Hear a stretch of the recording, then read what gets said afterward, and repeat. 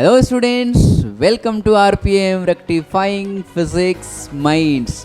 मैं सुजीत कुमार आपके साथ वर्क एनर्जी पावर का लेक्चर नंबर 11 में पहुंच चुके हैं हम लोग। तो अगर आपने इसके पहले के लेक्चर्स को नहीं देखा है तो आई बटन को क्लिक करके या फिर डिस्क्रिप्शन में लिंक को क्लिक करके उस सारे लेक्चर्स को देख लीजिए ताकि हम लोग इस लेक्चर को अच्छे से प्रोसीड कर पाएंगे।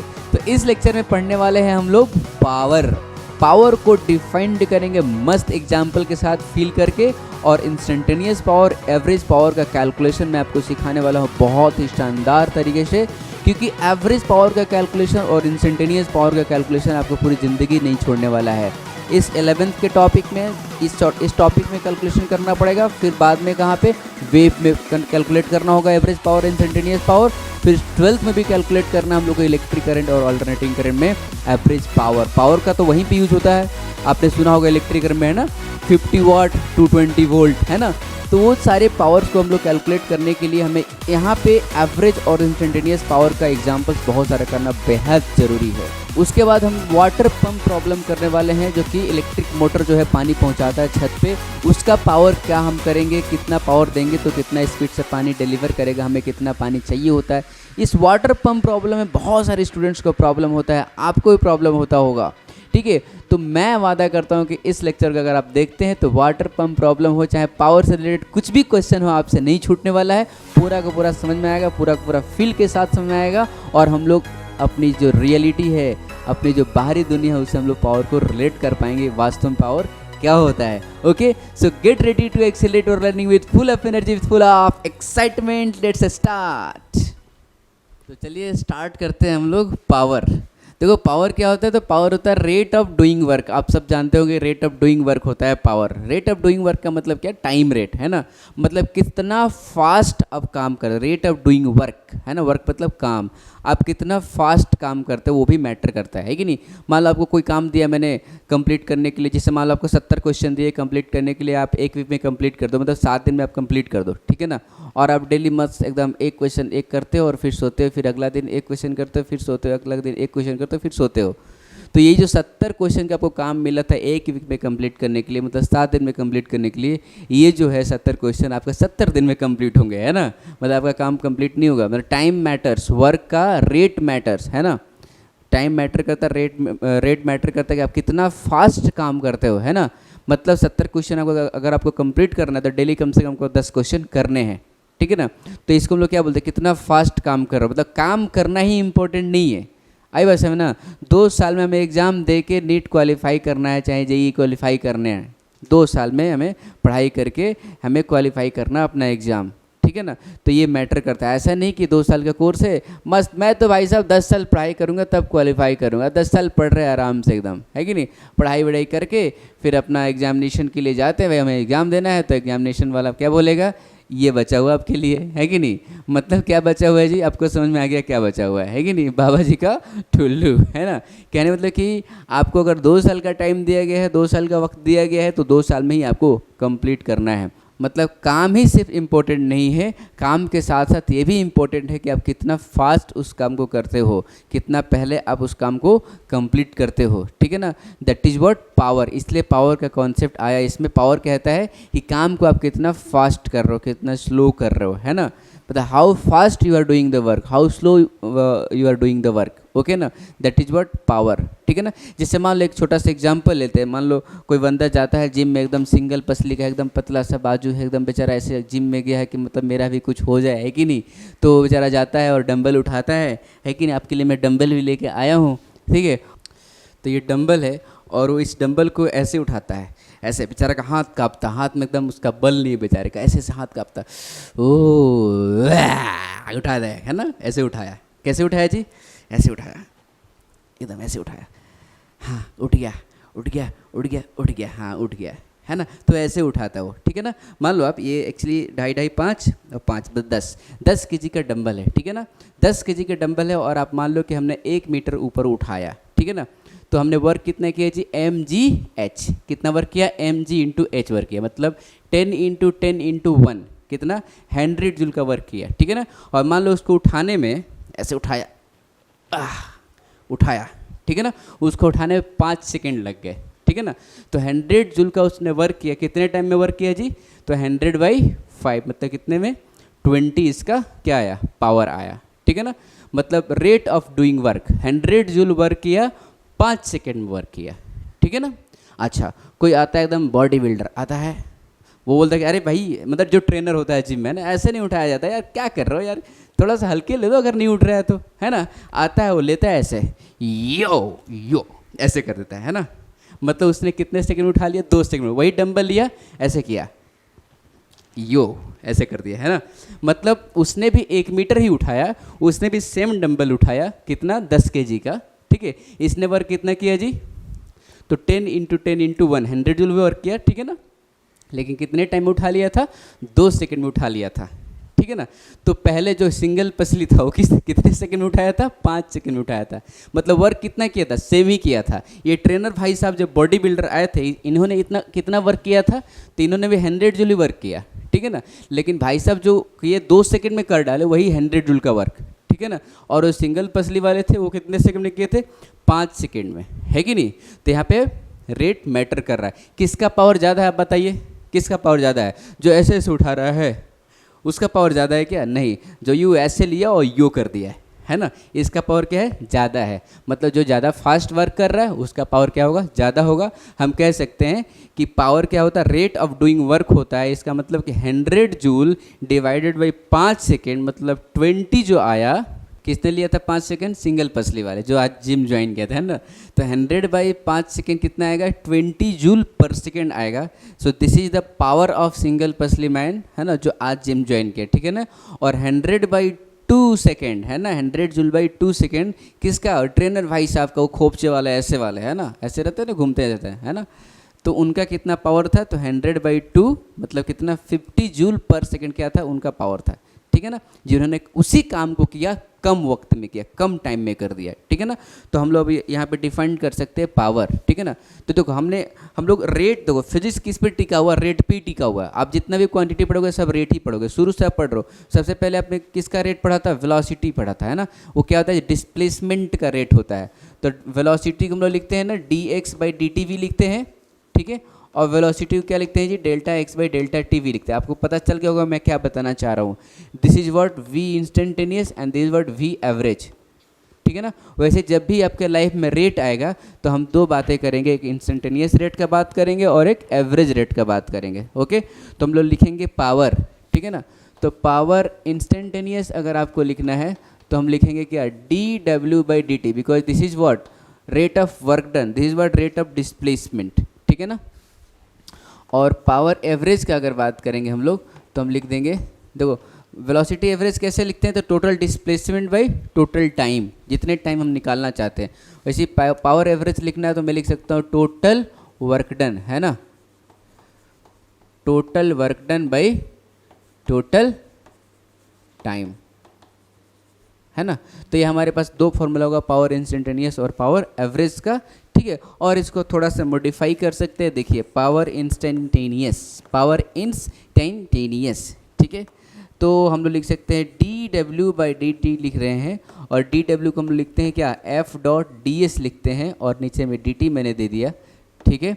तो आप बताइए ये ds/dt क्या है जी, दिस व्हाट डिस्प्लेसमेंट ना, डिस्प्लेसमेंट बाई टाइम क्या देगा, वो वेलोसिटी दे देगा, ठीक है ना। तो मैं लिख सकता हूँ f.velocity, this is what power instantaneous, क्योंकि हमने इंस्टेंटेनियस से निकाला है, ठीक है ना। तो ये हमारे पास 3 फॉर्मूलाज होगा, इंस्टेंटेनियस पावर, एवरेज पावर, ठीक है ना, और this is also instantaneous power but it is in form of force and velocity, ठीक है ना। तो देखिए यहाँ पे मेन बात क्या है कि पावर डिलीवर कौन करता है, किसके कारण पावर होगा, तो जो हम फोर्स लगाते हैं वही क्या होता है, पावर डिलीवर करता है, ठीक है ना। जैसे हम लोग वर्क के लिए क्या जरूरत है, फोर्स का जरूरत है, ठीक है ना।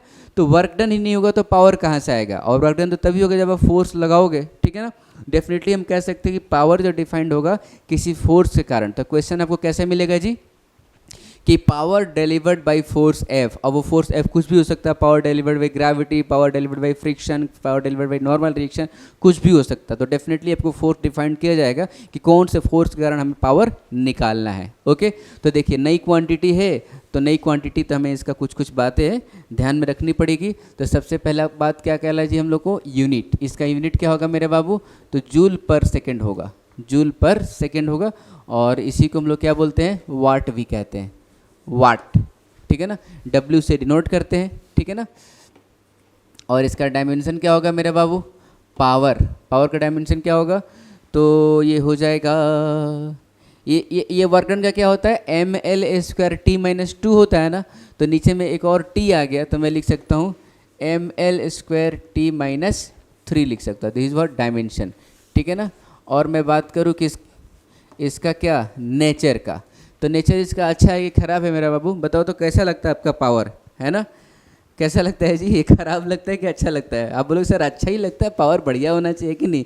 देखो इसका नेचर नहीं अच्छा है और नहीं, कभी कभी क्या होता है ना, पावर मतलब समझ रहे हो ना, कम भी होना चाहिए, समझ रहे हो ना, ज़्यादा पावर हमेशा जरूरत नहीं है, कभी कभी किसी काम को स्लो भी करना पड़ता है उस सक्सेस पाने के लिए। बहुत फास्ट जाओगे ना तो क्रॉस कर जाओगे, है ना, इसलिए किसी ऐसा मत सोचना कि हमेशा हम फास्ट करेंगे तभी उस काम को कर पाएंगे। हम लोग हमेशा फास्ट नहीं जाना चाहिए, कुछ लोग बहुत ज़्यादा फास्ट होते हैं, समझ रहे हो ना, ठीक है, समझदार तो हो ही, तो फास्ट मतलब कोई भी काम ऐसा नहीं कि हर काम को आप फास्टली कर सकते हो, ऐसा कोई ज़रूरी नहीं है। कुछ काम ऐसा है जो स्लो स्लो करने से आपको उसमें सफलता मिलेगी। क्या मिलेगी, सफलता मिलेगी, और कुछ तो नहीं सुनाई दे रहा है ना, सफलता ही मिलेगी सिर्फ, ठीक है।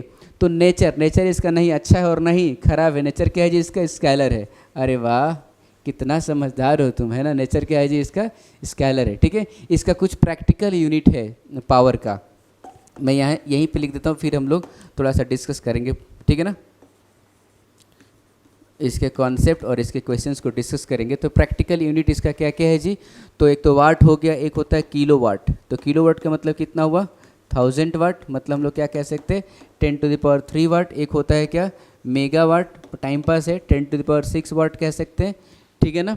और क्या होता है जी, horse power, 1 horse power equals to क्या होता है 746 वाट, ठीक है ना। इसको ऑलमोस्ट मतलब कैलकुलेशन को ईजी रखने के लिए 750 भी ले लेते हैं, ठीक है ना।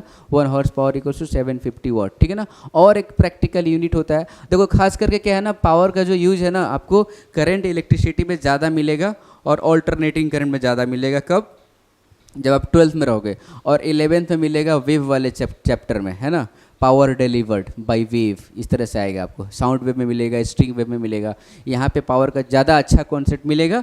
और फिर आपको किस में, 12th में जब करंट इलेक्ट्रिसिटी पढ़ोगे, जब लोग बल्ब का पावर देखते हो ना, है ना, 100 वाट 220 वोल्ट ऐसे लिखते हैं ना, तो वहाँ पर ज़्यादा प्रैक्टिकल यूज होता है। तो उस चीज़ को पढ़ने के लिए हम लोग यहाँ पर अपना बेस तैयार कर रहे हैं, ठीक है ना। चलिए ठीक है, तो 750 वाट मैंने बोला, 1 हॉर्स पावर इक्वल टू, और एक प्रैक्टिकल यूनिट जो मस्त वाला आप भी सुने हो, किलो वाट आवर। जो घर में बिजली बिल नहीं आता है, इलेक्ट्रिक बिल जो आता है ना, 1 kilo watt hour.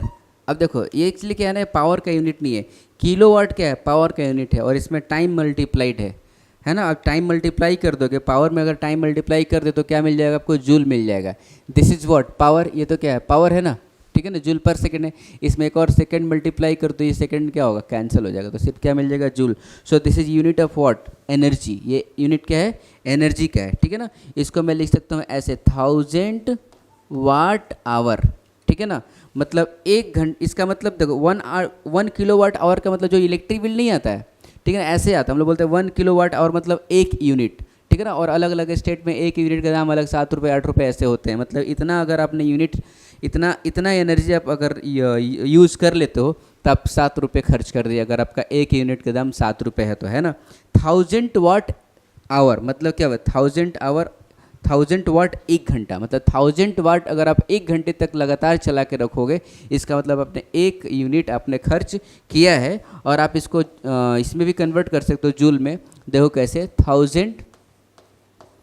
1000 into our को हम लोग सेकेंड में कन्वर्ट कर सकते हैं, 3600 सेकेंड हो गया।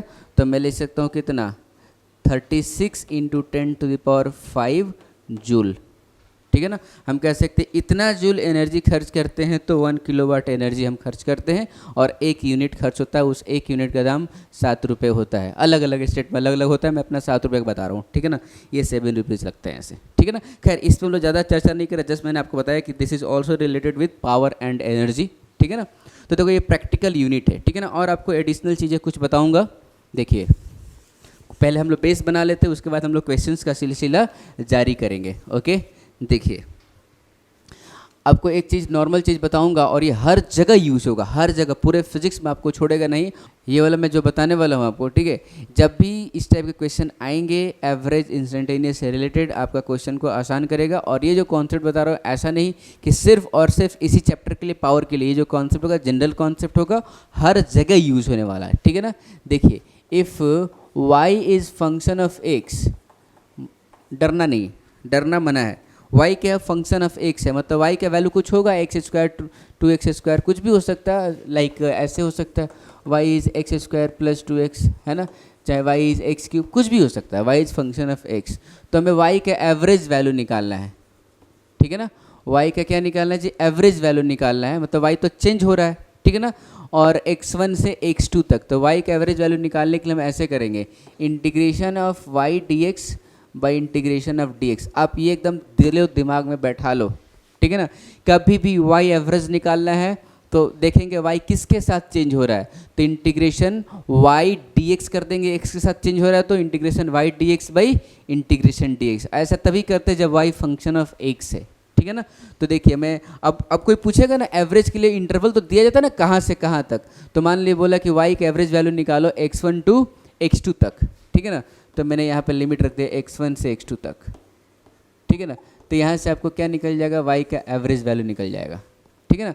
अब देखो पावर, अगर आपके पास t का फंक्शन है, पावर क्या है, अगर t का फंक्शन है, ठीक है ना, तो मुझे p एवरेज निकालना है। अगर p के एवरेज वैल्यू निकालना है तो मुझे पता है कि पावर क्या है जी, टाइम के साथ चेंज हो रहा है, ठीक है ना। Suppose power is not constant, power is what, function of time. तो पावर एवरेज कैसे निकाल लेंगे मेरा बाबू, तो इंटीग्रेशन p dt। देखा तो यहाँ पे क्या लिखा, y dx लिख दिया, ठीक है ना। आप यहाँ पे y को हटा के फिर f ऑफ x यहाँ पे लिख दोगे, ठीक है ना। हालांकि मैं क्वेश्चन कराने वाला, डोंट वरी। तो p dt और नीचे में क्या लिख दूंगा बताओ आप, dt लिख देंगे, है ना। और बोला कि पावर एवरेज निकालो फ्रॉम t1 टू t2 तक, ठीक है। तो मैं यहाँ पे लिख दूंगा t1 टू t2 तक, t1 टू t2 तक। ऐसे हम लोग करके हम लोग अपना काम निकाल लेंगे, ठीक है ना। तो this is all about power, ऐसे हम लोग पावर निकालेंगे। एवरेज पावर निकालना होगा तो इस तरह से कर देंगे, ठीक है ना। और एक चीज़ मुझे पता है कि P is what, dw by dt। अगर मैं सिर्फ सिंपली लिखता हूँ P is what, dw by dt, ठीक है। This simple. अच्छा ये क्या है जी, पावर इंस्टेंटेनियस है, ठीक है ना। अगर आपको वर्क डन निकालना तो क्या करोगे, dw equals to p dt कर सकते हो, है ना। दोनों तरफ आप क्या करोगे मेरे बाबू, इंटीग्रेट कर दोगे, ठीक है। तो ये जो इंटीग्रेशन p dt दोगे ना, तो यहाँ से वर्क डन में निकल जाएगा। मतलब पावर दिया रहेगा तो उसको इंटीग्रेट करेंगे तो वर्क डन निकलेगा, और वर्क डन दिया रहेगा तो उसको डिफ्रेंशिएट करेंगे तो पावर निकलेगा। कौन सा बड़ा तीर मार ले, तो आपको पता ही है कि अगर वर्क डन का डिफ्रेंशिएशन पावर है तो पावर का इंटीग्रेशन वर्क डन होगा। मैथमेटिक्स है, कुछ नहीं है, ठीक है ना। आप इसको लिखिए, उसके बाद हम लोग क्वेश्चन का सिलसिला जारी करते हैं अलग अलग वैरायटीज़ के, ठीक है। मान लो किसी पार्टिकल पे पावर अप्लाई किया गया 3t², ठीक है ना। जस्ट मैंने एक एग्जांपल है और यहाँ से हम लोग सारा क्वेश्चंस करेंगे, ठीक है। पावर दिया गया 3t² किसी पार्टिकल पे, और बोला गया कि what is the mean power from t equal to 0 to t equal to 2। Okay, mean power मतलब क्या निकालना है मुझे, t पावर एवरेज निकालना है। मीन मतलब एवरेज पावर, ठीक है ना। तो मैं सिंपल लिखूंगा p average is what, integration p dt by integration dt, ठीक है ना। और मुझे पता है t का वैल्यू कहाँ से कहाँ तक वेरी करेगा जी, तो 0 टू 2 तक, 0 टू 2 तक, ठीक है। अब आप यहाँ पे p का वैल्यू रख दो, p का वैल्यू रखो 3t² integration into dt। p का वैल्यू यहाँ पे रखा मैंने 3t² divided by integration dt, ठीक है। ऐसे लिख देंगे तो क्या क्या यहाँ पे हो जाएगा जी, 0 टू 2 हो जाएगा, 0 टू 2 हो जाएगा। अब आप इसका वैल्यू निकाल दीजिए, ठीक है ना। 3t² का इंटीग्रेशन क्या होगा मेरे बाबू, तो 3t³ बाई 3t हो गया, सॉरी 3t³ बाई 3 हो गया, 0 to 2 divided by D t का इंटीग्रेशन टी हो गया, ठीक है, 0 टू टी 0 टू 2। अब आप निकाल लो यहाँ पे क्या आएगा आंसर, 3 ने 3 को मार डाला तो पावर एवरेज जो होगा, ठीक है, बस टाइम पास है, टी क्यूब 0 टू 2 बाई 2 आ गया, 2 माइनस 0 तो आ गया कि सॉरी टी क्यूब है ना यहाँ पे, टी क्यूब, ठीक है, 0 2 हो जाएगा, ठीक है। तो देखो यहाँ पे क्या होगा जी, ये तो हो गया 8 माइनस 0 बाई 2 माइनस 0 मतलब 8 बाई 2, ठीक है। पावर एवरेज क्या आ गया मेरे बाबू, 4 आ गया। 4 क्या लिखेंगे, वाट लिखेंगे, ठीक है ना। क्वेश्चन क्या था कि मीन पावर है ना, इसमें क्या था, उस पार्टिकल में मीन पावर निकालना था 0 टू 2 सेकेंड, ठीक है ना। अब देखो दूसरा क्वेश्चन क्या पूछा जा सकता है कि what is the work done. देखो आपने पावर अप्लाई किया है, इसका मतलब क्या हुआ, फोर्स अप्लाई किया। आप क्वेश्चन को समझिए, पावर अप्लाई किया किसी पार्टिकल को, ठीक है ना, किसी पार्टिकल को पावर दे रहे हो, इसका मतलब आप क्या कर रहे हो, वर्क कर रहे हो, ठीक है ना। और वर्क कर रहे हो तो पावर देने मतलब क्या, आपको कितना फास्ट वर्क करो वो भी आपको बता दिया गया है, ठीक है ना। तो हम तो ये भी क्वेश्चन पूछ सकते हैं ना कि 0 टू 2 तक वर्क कितना किए, है कि नहीं, 0 टू 2 सेकेंड तक, ठीक है ना। पावर एवरेज इतना हमने दिया है तो वर्क कितना किया है, ठीक है ना। तो डायरेक्ट हम लिख देंगे डी डब्ल्यू equals to integration P D t, ठीक है, दोनों तरफ इंटीग्रेट कर दिए तो वर्क डन क्या आ जाएगा, पावर को आप रखिए यहाँ पे क्या आएगा 3t स्क्वायर इंटू क्या डी टी, ठीक है, और 0 टू 2 कर दिया तो यहाँ पे टी क्यूब बाई 3 तो सिर्फ टी क्यूब आ गया, 0 टू क्या हो गया मेरा बाबू 2 हो गया, मतलब कितना हो गया 8 जूल वर्क किया मैंने, ठीक है ना। थोड़ा अच्छे से लिख दो, लग रहा है 8 को पोलियो मार दिया है, 8 जूल, ठीक है ना। वर्क डन कितना हुआ है 8 जूल हुआ, मतलब 0 टू 2 सेकेंड आपने एवरेज पावर सप्लाई किया 4 वाट और वर्क डन कितना हुआ 8 जूल हुआ, ठीक है ना। आप ध्यान से समझिएगा, हौले हौले आराम से मैं समझा रहा हूँ आपको, ठीक है ना। देखो तीसरा क्वेश्चन क्या हो सकता है, इसी डेटा से तीसरा क्वेश्चन हो सकता है कि what is the change in kinetic energy of particle from 0 to 2 second, change in kinetic energy of particle in 0 to 2 second, ठीक है ना। तो आप समझ गए चेंज इन काइनेटिक एनर्जी क्या होता है मेरे बाबू, डेल्टा के वर्क एनर्जी थ्योरम आप पढ़े हो, it is what work done, ठीक है ना। तो वर्क डन वही तो होता है ना वर्क डन, ठीक है ना। तो वर्क डन आपने 0 टू 2 सेकेंड में कितना किया, वही क्या होगा चेंज इन काइनेटिक एनर्जी होगा। तो मैं डायरेक्टली कह सकता हूँ कि चेंज इन काइनेटिक एनर्जी जो होगा ना 0 टू 2 सेकेंड में वो क्या होगा 8 जूल होगा। अरे समझ में आया क्या।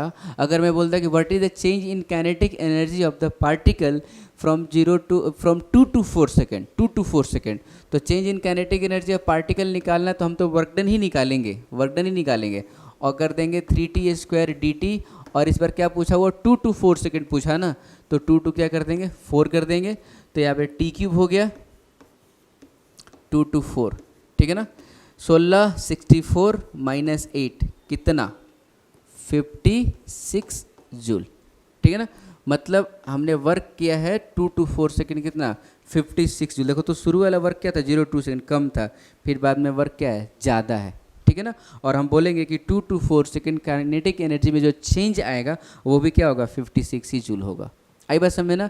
डेफिनेटली बाद में ज़्यादा वर्क करे, क्योंकि देखो तो पावर टी के साथ बढ़ रहा है ना, इसका मतलब जैसे जैसे टाइम लैप्स और मैं पावर को क्या कर रहा हूँ इंक्रीज करते जा रहा हूँ, तो पावर इंक्रीज करने मतलब कि आप ज़्यादा वर्क कर रहे हो, फटाफट फटाफट धड़ाधड़ काम करते जा रहे हो, एकदम बहुत कम टाइम बहुत ज़्यादा वर्क कर रहे हो, ठीक है ना। तो देखो ये भी क्या 2 ही सेकेंड का था लेकिन 8 ही जूल वर्क किया था, यहाँ पे बाद में क्या हुआ 2 ही सेकेंड में 56 जूल का वर्क किया, मेरी बात समझ ना। और अगला 2 सेकंड में 4 तो 6 निकालोगे ना तो कुछ ज़्यादा इससे भी ज़्यादा आया होगा। तो बहुत ज़्यादा आप काम कर रहे हो, बहुत ज़्यादा पावर आप देते जा रहे हो, पावर को बढ़ाते जा रहे हो टाइम के साथ, मेरी बात समझ ना, ठीक है। और एक मैंने आपको बताया, आप इसको लिख सकते हो, आप इसको लिख लीजिए अच्छे से क्योंकि क्वेश्चन भी चला जाएगा वो, ठीक है। देखिए फोर्स मैंने बोला कि पावर इंस्टेंटेनियस जो होगा एफ डॉट वी होगा, power instantaneous f dot v होगा। अच्छा यहाँ पे एक चीज़ और मैं आपको बताना चाहूँगा, this power is what scalar product of 2 vectors, है ना। तो 2 वेक्टर का स्केलर प्रोडक्ट का रिजल्ट क्या होता है स्केलर होता है, हमें पता है। और मतलब यहाँ भी एक रीजन मिलता है power is what scalar quantity, इसके पास कोई डायरेक्शन नहीं है। और हमें पता था कि ये वर्क डन और टाइम से डिफाइंड किया है, तो वर्क डन तो स्केलर है ही, टाइम भी स्केलर है, इसलिए क्या है पावर स्केलर ही है। चलिए ठीक है। तो अगर मान लो कोई पार्टिकल है, मास m का होगा, कुछ भी होगा उससे मतलब नहीं है, उसकी वेलोसिटी जो है ना, उसकी जो वेलोसिटी है वो है 5i minus 3j plus 6k है, ठीक है। और फोर्स दिया हुआ है 10i plus 10j plus 20k। बोला है कि ये जो फोर्स है उस पार्टिकल पे लग रहा है जिसकी वेलोसिटी उतनी है, तो what is the power instantaneous, ठीक है ना। तो पावर इंस्टेंटेनियस का मतलब क्या हुआ मेरे बाबू, एफ डॉट वी करना है, ठीक है ना। तो आप डॉट प्रोडक्ट करा दो, आई को आई के साथ मल्टीप्लाई कर दो, कितना आ जाएगा 50, ये कितना हो जाएगा 30, और ये कितना होगा 120, ठीक है। तो ये हो गया 20 प्लस 120 मतलब कितना 140 वाट पावर इंस्टेंटेनियस। मतलब अगर आपको फोर्स और वेलोसिटी दिया रहेगा तो हम लोग डॉट प्रोडक्ट करके पावर इंस्टेंटेनियस निकाल सकते हैं, ठीक है ना। अच्छा, कभी कभी क्या होता है ना, पार्टिकल एक्सिलरेट कर रहा होता है तो उसकी वेलोसिटी क्या हो जाती है, फंक्शन ऑफ टाइम हो जाती है। क्योंकि पार्टिकल एक्सिलरेट करेगा तो उसकी वेलोसिटी क्या होगी, चेंज होगी समय के साथ, तो वेलोसिटी क्या होता है, फंक्शन ऑफ टाइम हो जाता है। तो उस टाइम फिर से पावर क्या आता है जी, तो पावर क्या होता है, फंक्शन ऑफ टाइम हो जाता है, ठीक है ना। तो पावर एवरेज निकालने के लिए फिर से हम लोग को ये तरीका लेना पड़ेगा, ये वाला तरीका इंटीग्रेशन पीडीटी करना पड़ेगा। तो इसी से रिलेटेड हम लोग एक दो क्वेश्चन और मस्त मस्त लगाते तक आपका कॉन्सेप्ट ताकि एकदम क्रिस्टल क्लियर हो। आप लिखिए इसको। तो मैंने एक क्वेश्चन ले लिया मस्त एकदम, ब्लॉक है 5 kg का, इस पर 20 न्यूटन का फोर्स लग रहा है, रफ सरफेस है जिसका में फ्रिक्शन कोफिशिएंट 0.2 दिया हुआ है, t इक्वल टू 0 पे पार्टिकल रेस्ट पे है, ठीक है। बोला है कि find out power delivered by 20 Newton, 20 Newton के कारण हमें पावर निकालना है। हालांकि इसमें क्या होगा जी, फ्रिक्शन भी लगेगा, लेकिन हमें सिर्फ और सिर्फ 20 न्यूटन कारण हमें पावर निकालना है। कब कब, 2 सेकेंड पर पावर निकालना है, फॉर 2 सेकेंड, दोनों में अंतर है। At 2 second, for 2 second. At 2 second means it is asking the power instantaneous at 2 second. At 2 second में पावर कितना डिलीवर कर रहे हैं वो निकालना है, मतलब इंस्टेंटेनियस पावर हमें बताना है, ठीक है। इसमें क्या है जी, 4 सेकेंड मतलब एक इंटरवल का बात किया, मतलब हमें क्या निकालना है जी, एवरेज पावर निकालना है, ठीक है ना। चलो देखो हमें करते हैं। तो देखिए इंस्टेंटेनियस पावर कैसे निकालेंगे, तो एक तरीका क्या हो सकता है कि हम वेलोसिटी निकाल लें। देखो पावर एवरेज क्या होता है, पावर एवरेज, तो पावर एवरेज जो होता है ना, total work done by total time होता है, ठीक है ना। तो वो तो हम लोग लिख सकते हैं P D T by D T करके भी लिख सकते हैं, ठीक है ना। और इंस्टेंटेनियस पावर हम कैसे लिखते हैं, तो एफ डॉट वी लिखते हैं, ठीक है ना। तो एफ डॉट वी करके हम ज़्यादा आसानी से कर सकते हैं। क्यों, क्योंकि हम लोग कैपेबल हैं इसका वेलोसिटी निकालने में टी इक्वल टू 2 सेकेंड पे। तो मैं वेलोसिटी भी निकालूंगा टी इक्वल टू 2 सेकेंड पे, और इसने बोल ही दिया है कि कौन से फोर्स के कारण पावर निकालना है जी, तो 20 न्यूटन करंट निकालना, तो 20 न्यूटन हमें पता है, ठीक है ना। तो मैं इसको सिंपली लिख सकता हूँ एफ इंटू वी, क्योंकि फोर्स भी इधर लग रहा है और वेलोसिटी भी इधर ही होगा। तो चलिए मैं ऐसा करता हूँ कि इसकी वेलोसिटी निकालता हूँ टी इक्वल टू 2 सेकेंड पे क्या है, ठीक है ना। तो वेलोसिटी निकालने के लिए हमें क्या निकालना पड़ेगा, इसका एक्सीलरेशन निकालना पड़ेगा, ठीक है ना। तो एक्सीलरेशन क्या होगा मेरे बाबू, तो एक्सीलरेशन क्या होता है जी, net force by mass, net pulling force, ठीक है ना। अब देखिए यहाँ पे फ्रिक्शन कितना लगेगा, तो फ्रिक्शन लगेगा mu m g 0.2 into 5 into 10 divided by 10, ये पॉइंट हटाने के लिए 10 ने 10 को मार डाला, कितना आया 10 न्यूटन आया। मतलब फ्रिक्शन जो इधर की तरफ लग रहा है कितना लग रहा है जी, 10 न्यूटन लग रहा है, ठीक है ना। तो डेफिनेटली 20 न्यूटन लगाएंगे तो हम जाएगा ही जाएगा, है ना। तो 20 माइनस 10 कितना आया, डिवाइडेड बाई मास कितना 5, मतलब 10/5 हमारे एक्सेलरेशन आ गया 2 मीटर पर सेकेंड स्क्वायर। बहुत ही खूबसूरत एक्सेलरेशन आया है, मज़ा आ रहा है इसको देख के, ठीक है ना। अब मुझे पता चल गया कि एक्सेलरेशन कांस्टेंट है और हमें वेलोसिटी किसी टाइम पे बताना है, इनिशियल वेलोसिटी हमें पता है। तो कौन सा इक्वेशन कैनेमेटिक्स का, v equals to u plus a t, ठीक है ना। किसी टाइम के साथ बताना है ना, तो टाइम के साथ देखो वेलोसिटी के दो फॉर्मूला है, यू प्लस ए टी और क्या होता है we square you square 2s, ठीक है ना। तो डिस्प्लेसमेंट किसी पोजीशन पे बताना होगा तो वी स्क्वायर यूज करते हैं, और किसी टाइम पे बताना होगा तो v equal to u plus a t use करते हैं। ये एडिशनल कॉन्सेप्ट मैंने आपको बता दिया। चलिए ठीक है, तो इनिशियल वेलोसिटी 0 है, प्लस 2 इंटू कितने सेकंड में मेरा बाबू, 2 सेकंड पे, तो वेलोसिटी आ गया 4 मीटर पर सेकंड। बहुत बढ़िया, वेलोसिटी बहुत ही खूबसूरत है, बहुत मज़ा आ रहा है मुझे देखने में, ठीक है ना। चलिए तो वेलोसिटी भी आ गया और फोर्स भी आ गया, तो हम पावर लिख सकते हैं कैसे जी, खुशी खुशी लिख सकते हैं पावर, खुशी खुशी 20 इंटू 4 कितना 80 वाट। मतलब हम अगर इस पे 20 न्यूटन लगा रहे हैं तो हम इस पार्टिकल पे इस 5 kg ब्लॉक पे जब 2 सेकेंड हो रहा था उस टाइम हम 80 वाट पावर डिलीवर कर रहे थे, मतलब 80 जूल पर सेकेंड वर्क कर रहे थे। कितना जूल जी? 80 जूल पर सेकेंड वर्क कर रहे थे, ठीक है ना। चलिए ठीक है, 4 2 सेकेंड निकालते। ये 2 सेकेंड मतलब क्या, 0 से स्टार्ट हुआ था, 2 सेकेंड में कितना वर्क कर रहा है, ठीक है ना। 4 2 सेकेंड मतलब पावर एवरेज निकालना है। तो पावर एवरेज निकालने का मतलब क्या हुआ मेरे बाबू? तो पावर एवरेज निकालने का मतलब ये होता है कि आपको integration P D T by D T करना है। इसका मतलब ये हुआ कि हमें पावर किस में चाहिए, फंक्शन ऑफ टाइम में चाहिए, तभी तो इंटीग्रेशन पी डी टी करेंगे हम लोग। तो पावर फंक्शन ऑफ टी चाहिए, मतलब किसी टाइम टी पे आप पावर बताइए। तो किसी टाइम टी पे पावर बताने का मतलब क्या हुआ, इंस्टेंटेनियस पावर, है ना। मतलब पावर किसी टाइम पे बता दो, किसी टाइम पे, मतलब हमने जो यहाँ पे पावर बताया ना, ये 2 सेकंड पे बताया, हमें 2 सेकंड पे नहीं बताना, हमें क्या बताना है जी, पावर किसी टाइम टी पे बताएंगे। देन आपको क्या मिल जाएगा, पावर फंक्शन ऑफ टाइम मिल जाएगा, है कि नहीं। तो देखो हमारे पास क्या है, ये वेलोसिटी है ना, 4 मीटर पर second, this velocity is t equals to 2 second. लेकिन अगर हम वेलोसिटी निकाल सकते हैं t equals to t second पे, ठीक है ना, और उसी वेलोसिटी का फंक्शन ऑफ टाइम वाला वेलोसिटी यहाँ पे होगा ना, इसको यहाँ पर रख देंगे 4 से, तो पावर फंक्शन ऑफ टाइम निकल जाएगा। तो मैं कह सकता हूँ कि velocity is u plus a T, you is 0, a is 2 into T, so velocity is 2t, तो पावर आ जाएगा कितना, 20 इंटू 2t, मतलब पावर हमें आ गया कितना, 40t आ गया, 40t आ गया। अब हम पावर एवरेज निकाल सकते हैं। So power average will B integration 40t dt by integration dt, ठीक है। 0 टू कितना, 2 सेकंड के लिए निकालना है, 0 टू 2 है ना, 0 टू 2, तो यहाँ पे आ गया 40t स्क्वायर बाई 2, 0 टू 2, और यहाँ पे तो 2 आ जाएगा, ठीक है।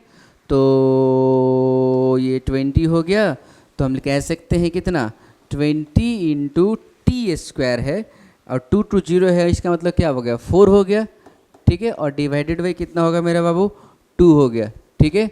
तो कितना आ गया बताइए, 40 वाट आ गया, ठीक है ना। मतलब हमने जो पावर एवरेज दिया है ना 0 से 2 सेकेंड तक, वो कितना है, 40 वाट है, मतलब 40 जूल पर सेकेंड एवरेज, है ना। देखो आप बोलोगे सर 2 सेकेंड पे तो हम इतना का वर्क कर रहे हैं, डेफिनेटली हम 2 सेकेंड पे इतना का वर्क कर रहे हैं, लेकिन उसके पहले जब वेलोसिटी कम होगी तो उस टाइम ये पावर का वैल्यू क्या होगा, 80 से कम होगा। t इक्वल टू 0 पे ही देख लो, हमारा वेलोसिटी क्या होगा, 0 होगा। t equal to 1 second velocity क्या होगा, 2 ही होगा। जब 2 होगा तो क्या होगा, आई बात समझ ना, तो 2 होगा तो क्या आ जाएगा, 20 इंटू 2 हो जाएगा, है ना। तो यहाँ पे क्या आ जाएगा, 40 आएगा, ठीक है ना, 2 सेकेंड पे 40 आ जाएगा, ठीक है। हमने एवरेज वर्क कितना किया, 40 जूल पर सेकेंड, ठीक है ना। 40 वाट पावर आया 0 टू 2 सेकेंड के लिए, मेरी बात समझ ना। देखो एक और तरीका हो सकता है निकालने का। देखो मैं क्या करूँगा ना, अगर एवरेज ही निकालना है तो एवरेज निकालने का मतलब क्या होता है, पी एवरेज क्या होता है, टोटल वर्क डन होता है ना, total work done by total time होता है, ठीक है ना। तो टोटल टाइम मतलब कैसे निकालेंगे, टोटल वर्क डन ही निकाल लीजिए 2 सेकंड में। तो 2 सेकंड में पार्टिकल का डिस्प्लेसमेंट कितना हुआ बताइए, 2 सेकंड में पार्टिकल का डिस्प्लेसमेंट निकाल सकते हैं क्या, s equal to u t plus half a t square, displacement निकाल लीजिए। यू टी, यू तो 0 है, हाफ इंटू 2 इंटू 4, मतलब डिस्प्लेसमेंट आ गया 4, ठीक है। और फोर्स कितना है जी, 20, ठीक है ना। तो मैं कह सकता हूँ कि total work done will be 20 into 4, कितना, 80, ठीक है ना। और टोटल टाइम कितना है जी, 2 सेकेंड है। तो पावर एवरेज कितना आ जाएगा, 80/2, कितना, 40 वाट, ठीक है ना। देखो ऐसे यहाँ भी निकल गया 40 वाट। तो मैं आपको यहाँ पे इस क्वेश्चन लेने का बस यही मेरे को बताना था आपको कि पार्टिकुलर फोर्स के कारण भी निकाल सकते हैं हम लोग वर्क डन, ठीक है ना। तो हमने क्या किया, पहले पावर निकाला, एक आसान सा मैंने क्वेश्चन आपके लिए लिया कि आप वेलोसिटी लिख पाओ फंक्शन ऑफ टाइम में भी, या फिर किस इंस्टेंट पे लिखना है तो वो भी आप लिख पाओ, ओके। या फिर कुछ भी नहीं काम कर रहा दिमाग, अगर हम निकालने के कैपेबल हैं कि उस पूरे टाइम इंटरवल में डिस्प्लेसमेंट कितना है, तो देखो यहाँ पे दूसरा मेथड क्या था, ये छोटे में हो गया ना, बहुत छोटा में हो गया ना।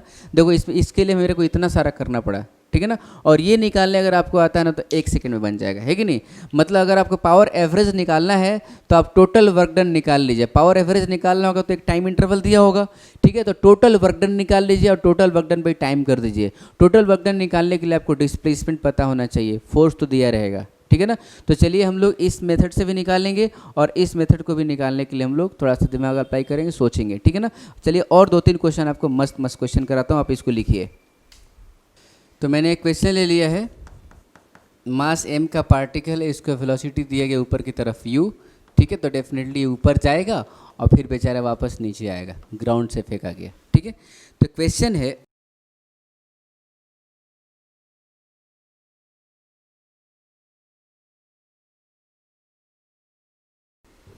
क्वेश्चन क्या है, पावर डिलीवर्ड बाय ग्रेविटी, देखिए ग्रेविटी दे दिया है ना, एट एनी टाइम t, ठीक है। और बोला है कि ड्यूरिंग टाइम ऑफ फ्लाइट, मतलब एट एनी टाइम बोलने का मतलब ये हुआ कि हमें इंस्टेंटेनियस पावर लिखना है। और इंस्टेंटेनियस पावर लिखना बहुत ही आसान होता है। क्या लिखना रहता है जी हमें, तो velocity as a function of time लिख दो, ठीक है ना। और फोर्स क्या लग रहा होगा इस पर, हमें तो किसके कारण पावर निकालना है जी, ग्रेविटी के कारण। तो ग्रेविटी कितना फोर्स लगा रहा होगा मास m पे, mg फोर्स लगा रहा होगा। तो हमें फोर्स पता चल गया, फोर्स इज व्हाट, mg, ठीक है ना, फोर्स mg है, ओके। और हमें वेलोसिटी लिखना है, बस खड़ाक कर देना है, ख़त्म काम, है ना। तो चलिए करिए। तो ऐसा करते हैं ना हम लोग, पावर क्या होता है एफ डॉट वी, हमें ये भी ध्यान रखना होगा कि फोर्स का डायरेक्शन और पावर का ये वेलोसिटी का डायरेक्शन क्या है, ठीक है ना। तो किसी टाइम टी पे अगर हम लिखना चाहते हैं, ठीक है ना, तो सबसे पहले ऐसा करता हूँ मैं फोर्स ही लिख देता हूँ। फोर्स तो नीचे लग रहा है ना, तो मैं लिख दूंगा माइनस एम जी जे कैप। और वेलोसिटी को हम लोग ऐसे लिख सकते हैं, यू किधर की तरफ है, ऊपर की तरफ है, तो u into J cap minus जी टी इंटू जे कैप, ऐसे लिख सकते हैं ना, ठीक है ना। हम कह सकते हैं कि velocity is u minus G T J cap, ठीक है। बस हो गया अपना काम ही हो गया, ठीक है। तो हम पावर लिख दिए, पावर लिख दीजिए आप, डॉट प्रोडक्ट करा दीजिए, फोर्स और वेलोसिटी का दोनों जे में ही है, तो मैं लिख सकता हूँ minus M g into u minus जी टी, ठीक है ना, जे और जे 1 हो गया। So this is what power, ये क्या आ गया जी, पावर आ गया। हम लिख सकते हैं यहाँ पे ऐसे minus M g into u minus minus plus हो गया एम जी स्क्वायर टी। देखो पावर क्या है, फंक्शन ऑफ टाइम हो गया, किसी टाइम पे पावर कितना डिलीवर कर रहा है वो हम निकाल सकते हैं, ठीक है ना। अब देखो बोला जा सकता है कि what is the power deliver with gravity when particle is at top most point, ठीक है ना। तो टॉप मोस्ट पॉइंट पे पार्टिकल कब होगा, क्या हम टी निकाल सकते हैं। तो टी क्या होगा, यू बाई जी होगा। अपवर्ड टाइमिंग क्या होता है जी, टाइम ऑफ एसेंड बोलते हैं ना, क्या होता है, यू बाई जी होता है, ठीक है ना। तो अगर आप टी के जगह यू बाई जी पुट करोगे ना, तो आपको पावर डिलीवर्ड बाई ग्रेविटी निकलेगा when particle is at top most point, मतलब किसी इंस्टेंट पे आप निकाल सकते हो। T equals to 1 second, 2 second, 3 second, कुछ भी कर सकते हो, ठीक है ना। अब देखिए ड्यूरिंग टाइम ऑफ फ्लाइट निकालना है, तो ड्यूरिंग टाइम मतलब यहाँ पे क्या आ गया, एवरेज पावर आ गया जी, ड्यूरिंग टाइम ऑफ फ्लाइट मतलब 0 टू कैपिटल टी। और हमें पता है कैपिटल टी क्या होता है जी, टाइम ऑफ फ्लाइट आपको पता है क्या होता है, 2u बाई जी होता है, मतलब हमें लिमिट पता चल गया, ठीक है ना। तो पावर एवरेज अगर आपको निकालना, आप खुद कर सकते हो, आप कर सकते हैं। मैं इंटीग्रेशन पी डी टी लिखूँगा और मुझे ये पता है, ठीक है ना, इसी को लिख देता हूँ, ठीक है ना। Minus M G u plus M G square t D T integration 0 to t, ठीक है ना, divided by D t. D t का इंटीग्रेशन क्या होगा, टी होगा, तो टी होगा तो मुझे मतलब ऐसे लिख ही देता हूँ, चलो ठीक है कोई बात नहीं, 0 टू टी, ठीक है। तो पावर एवरेज जो होगा ना, ये क्या होगा, minus M g into u into t हो गया, plus M G square T square by 2 हुआ, डिवाइडेड बाई क्या कर देंगे, डी टी का इंटीग्रेशन टी होगा, लिमिट रखेंगे तो कैपिटल टी आ जाएगा, ठीक है। और इसमें अगर आप लिमिट रखते हो तो टी रखोगे तो कैपिटल टी होगा, माइनस 0 पुट करोगे तो ये भी 0, ये भी 0। तो हम लिख सकते हैं power average will be minus M G u into capital t, ठीक है ना। एक स्टेप मैं स्किप कर रहा हूँ, कैपिटल टी यहाँ पे आएगा, ठीक है ना। और कैपिटल टी का मैं वैल्यू पुट करता हूँ, क्या होता है कैपिटल टी जी, 2u बाई जी होता है, बहुत बढ़िया, plus M G square T square by 2, ठीक है ना। तो मैं यहाँ पे क्या लिखूँगा, 4 into u square by g square हो जाएगा, है ना। टी स्क्वायर लिखा मैंने, यहाँ पे कैपिटल टी रखूँगा, मतलब 2u बाई जी का स्क्वायर मतलब 4u स्क्वायर जी स्क्वायर, ठीक है ना। और नीचे में यहाँ पे 2 तो है ही, ठीक है ना। और फिर नीचे में कैपिटल टी मतलब कितना, 2u बाई जी। चलिए इसको सिंप्लीफाई करिए, क्या आता है, जी ने जी को मार डाला, ठीक है ना, और यहाँ भी जी ने जी को मारा, पूरा का पूरा जी ही कैंसिल हो गया बेचारा, यहाँ पे 2 2 हो गया। तो यहाँ पे क्या है जी, एम, देखो यहाँ पे क्या है, देखो लिख लो यहाँ पे minus m into two minus 2m u², और यहाँ पे आ गया 2m u² / 2u/g। कितना आया मेरा बाबू, 0 आया, ये कैंसिल हो गया। अरे ये तो कमाल हो गया यार, इतना सारा काम किया मैंने और यार पावर एवरेज कितना हुआ, 0 हुआ। Average power delivered by gravity during time of flight will be 0, definitely 0 होगा। अब देखो, अब मैं आपको चुटकी मेथड बताता हूँ। कौन सा मेथड जी, चुटकी मेथड। चुटकी मेथड का मतलब क्या हुआ, चुटकी में हो जाएगा, ठीक है ना। चुटकी का मतलब क्या होता है, total work done by total time, है ना। चलो लिख देते हैं, power average is total work done by total time, ठीक है ना। तो टोटल वर्क डन कितना हुआ, ग्रेविटी ने कितना वर्क किया। देखिए जब पार्टिकल ऊपर जा रहा था ना मेरा बाबू, तो ग्रेविटी कितना कर रहा था, नेगेटिव वर्क कर रहा था। मान लो h हाइट गया है तो ग्रेविटी ने कितना वर्क किया, -mgh वर्क किया। ग्रेविटी नीचे लगा रहा, डिस्प्लेसमेंट ऊपर गया तो -mgh वर्क किया। और जब नीचे आया तो डिस्प्लेसमेंट भी नीचे, और ग्रेविटी तो always acting in downward direction, ठीक है ना।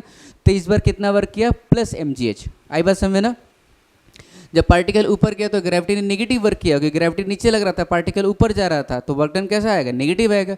जब नीचे आ रहा था पार्टिकल तो डिस्प्लेसमेंट भी नीचे, और ग्रेविटी तो नीचे लगेगा ही, नीचे ही लगेगा, है ना। तो ग्रेविटी ने कैसा वर्क किया, पॉजिटिव। उस टाइम -mgh, इस बार +mgh, तो टोटल वर्क डन कितना, 0 ड्यूरिंग टाइम ऑफ फ्लाइट, ठीक है ना। तो पावर क्या आ जाएगा, 0 आ जाएगा। चुटकी मेथड, बात आई समझे ना। मतलब ये मैंने जस्ट आपको सिखाया। कभी कभी कॉम्प्लेक्स क्वेश्चन में जब आपको मान लो, जैसे ये तो तब हमने ऐसा लिख दिया था ना, कब, जब हमें पता था कि टाइम ऑफ फ्लाइट में इतना होगा। मान लो किसी टाइम में पूछता कि 0 to 3 सेकंड करिए और यू कुछ दे देता 60 मीटर पर सेकंड, तो मुझे यही मेथड अप्लाई करना पड़ता। आई बात समझ ना। तो मौका का फ़ायदा आपको उठाना, अगर आपको पता है उस टाइम इंटरवल में डिस्प्लेसमेंट क्या है, तो आप वर्क डन निकाल लो, फटाक से पावर एवरेज निकाल दो टोटल टाइम से डिवाइड करके। मेरी बात समझेबल है क्या, हैं, बिल्कुल हैं। आप लिखिए इसको। तो चलिए एक और इलस्ट्रेशन ले लेते हैं हम लोग। कोई पार्टिकल है, u वेलोसिटी से थ्रो किया गया, इसका मास है m, इसका मास m है, थीटा एंगल पे थ्रो किया गया, तो डेफिनेटली कैसे जाएगा जी, ये ऐसे जाएगा, है ना। प्रोजेक्टाइल मोशन का है, इसमें कुछ भी नहीं है, बस और बस प्रोजेक्टाइल मोशन का आपको टाइम ऑफ फ्लाइट का फॉर्मूला याद रहेगा। क्वेश्चन कर लेंगे। क्वेश्चन वही है कि what is the power delivered by gravity eight any time t, और दूसरा क्वेश्चन है power delivered by gravity during time of flight. तो बोलो power delivered by gravity during time of flight means क्या है, एवरेज पावर क्या होगा, 0 होगा, क्योंकि जितना ऊपर गया उतना ही नीचे आया, जितना ऊपर गया, है ना। देख लो h हाइट ऊपर गया अगर ये, तो उस टाइम नेगेटिव वर्क किया ग्रेविटी ने, जब नीचे आया तो पॉजिटिव वर्क किया ग्रेविटी ने, तो पावर एवरेज क्या होगा, 0 आएगा, डेफिनेटली आएगा, कोई इसमें डाउट नहीं है, ठीक है ना। अच्छा, power at any time t निकाल लेते हैं, ठीक है। तो हमें क्या लिखना होगा जी, velocity at any time t लिखना होगा, और हमें फोर्स तो पता है ही, फोर्स कितना है मेरे बाबू, -mg इंटू जे कैप है, फोर्स इतना है। वेलोसिटी अगर लिख लेंगे तो हमारा काम हो जाएगा, ठीक है। तो चलिए वेलोसिटी लिखते हैं।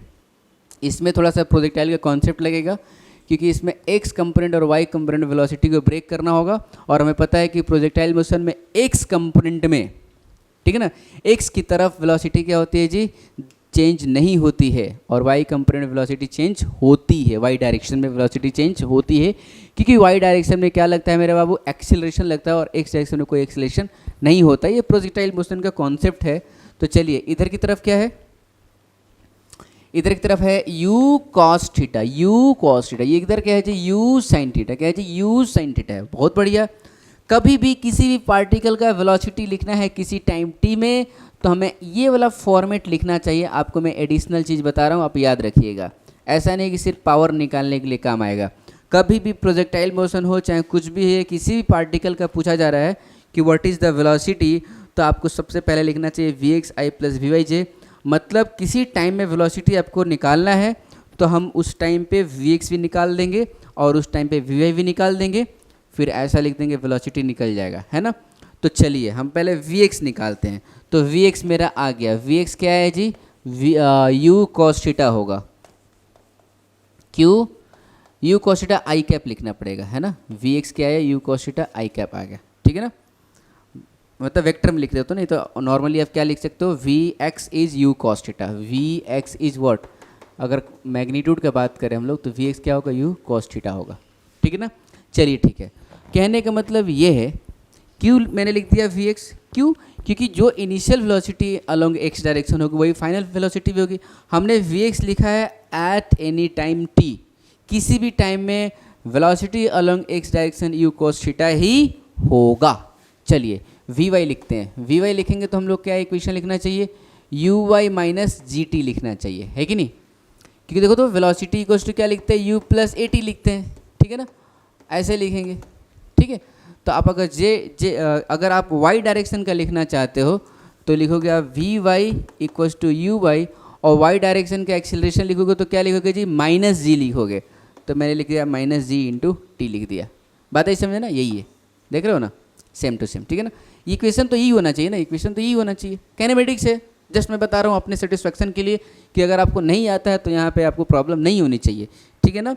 ओके, तो वी वाई मतलब velocity along y direction at any time t क्या होगा, तो initial velocity along y direction क्या है मेरे बाबू, यू साइन थीटा है, माइनस जी टी लिख दिया, तो मेरा वेलोसिटी अलोंग वाई डायरेक्शन में आ गया। अब मैं वेलोसिटी लिख सकता हूँ V X I plus V Y J, तो क्या हुआ ये U cos theta I plus U sine theta minus ji T into J cap, so this is what velocity. वाह वाह वाह वाह, क्या बात है, इतना खूबसूरत वेलोसिटी होता है क्या।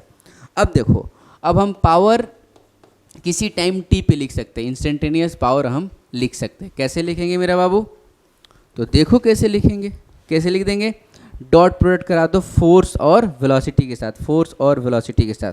इसमें कहीं पे आई कंपोनेंट दिख रहा है क्या, नहीं, ठीक है ना, ये आई है तो ये वाला क्या हो गया, ज़ीरो हो गया, सिर्फ जे को जे के साथ मल्टीप्लाई करना है, तो क्या आ गया ये minus M G you sine theta minus ji t, this is what power at any time t, this is what power instantaneous.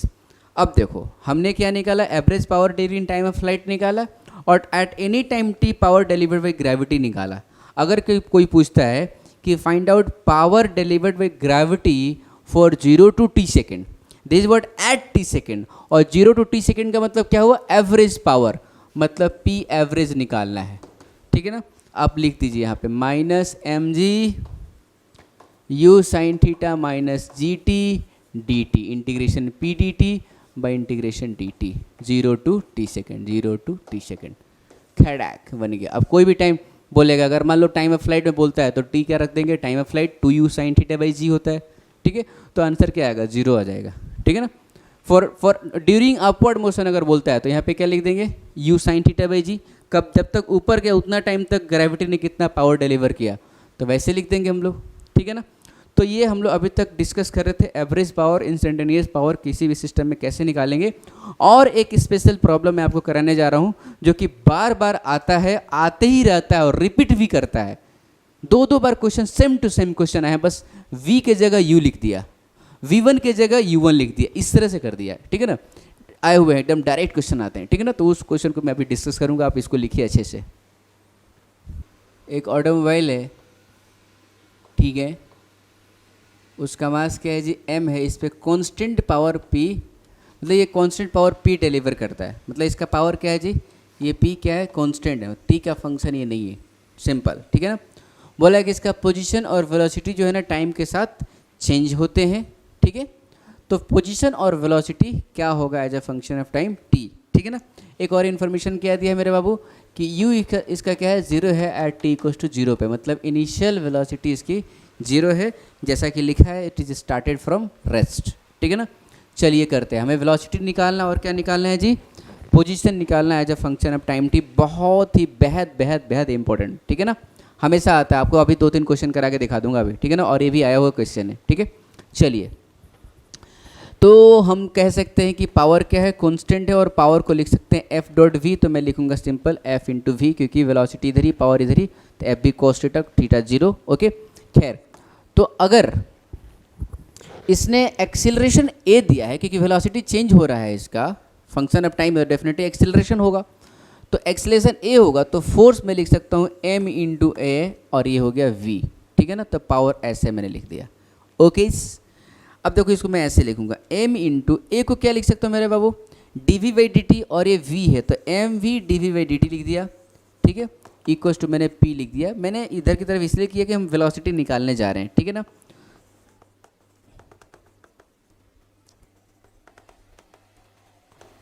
इतना किया मैंने, ठीक है ना। v d by D t p by m हो गया, ये नीचे आ गया और फिर डी टी को उधर ट्रांसफ़र कर दिया। अब मैं क्या कर दूंगा, इंटीग्रेट कर दूंगा। t इक्वल टू 0 पे इसकी वेलोसिटी क्या है जी, 0 है। एट एनी टाइम t इसकी वेलोसिटी v होगी, बस हमारा वेलोसिटी यहाँ पे आ गया as a function of time t, ठीक है ना। निकाल लीजिए आप, इंटीग्रेट करोगे क्या आएगा, वी स्क्वायर बाई 2 आ गया, 0 टू v, ठीक है ना। इसका इंटीग्रेशन वी स्क्वायर बाई 2 हो जाएगा और इसका इंटीग्रेशन p बाई एम तो कॉन्स्टेंट है, p बाई एम कॉन्स्टेंट हो गया और dt का इंटीग्रेशन क्या होगा मेरा बाबू, t होगा, है ना। तो 0 टू t हो गया, ये हो गया v square by 2 equals to p by m into t, ठीक है ना, लिमिट रखेंगे तो v square equals to 2p by m into t, तो v आ गया 2p by m to the power half और t to the power half. This is what velocity as a function of time t। हम लोग यहाँ से एक additional चीज़ आपको मैं बताना चाहूँगा कि velocity is varying with t to the power half, मतलब velocity is proportional to t to the power half. यही याद रखना और यही आता है, ठीक है ना। कि कोई भी ऑटोमोबाइल है कांस्टेंट पावर डिलीवर कर रहा है तो उसकी जो वेलोसिटी होती है t का फंक्शन होती है और t to the power half के साथ वैरी करता है, ठीक है ना। अब आपको पोजीशन निकालना है, पोजीशन कैसे वैरी कर रहा है। तो सिंपल हम लोग कह सकते हैं कि यहाँ पे वेलोसिटी आ चुका है तो इसी वेलोसिटी को हम लोग क्या लिख देंगे, D x by D t लिख देंगे। वेलोसिटी को D x by D t लिख दिया और ये चीज़ें लिख दिया। हम तेरे बिन अब रह नहीं सकते, तेरे बिना क्या वजूद मेरा, है ना। हम तेरे बिन अब रह नहीं सकते, तेरे बिना क्या वजूद मिला, वो सॉरी वजूद मेरा, है ना। वाह वाह क्या बात है। देखिए t इक्वल टू 0 पे x इसका 0 था, t इक्वल टू t पे इसका x हो गया, इसका x क्या हो गया जी, x हो गया, बहुत बढ़िया। ये x भी ना ऐसी चीज़ है ना, मैं क्या बताऊँ, आपको भी पता है x कैसी चीज़ है। x माइनस 0 x हो गया, ठीक है ना। ये कांस्टेंट है 2p by m to the power half लिख दो, कोई टेंशन नहीं है। यहाँ पे क्या होगा, t to the power half plus 1 divided by half plus 1 0 to t, ठीक है, हो गया अपना काम। x इक्वल टू क्या हुआ मेरा बाबू, 2p by m to the power half और यहाँ पे क्या होगा t to the power 3 by 2 divided by 3 by 2 divided by 3 by 2, तो मैंने लिख दिया क्या 2 बाई 3, ठीक है। x इक्वल्स टू यहाँ पे 2 का पावर हाफ है, यहाँ पे 2 का पावर 1 है तो 1 plus half 2 to the power 3 by 2 हो जाएगा। 2 का पावर कितना हो गया, इससे हम लोग को मतलब नहीं है यार, p by m to the power half और t to the power 3 by 2, ठीक है ना। गंदा से दिख रहा है, इतना आपको याद नहीं रखना, जस्ट आपको याद क्या रखना है, x is proportional to t to the power कितना 3 बाई 2, यही याद रखना और यही आता है, ठीक है ना।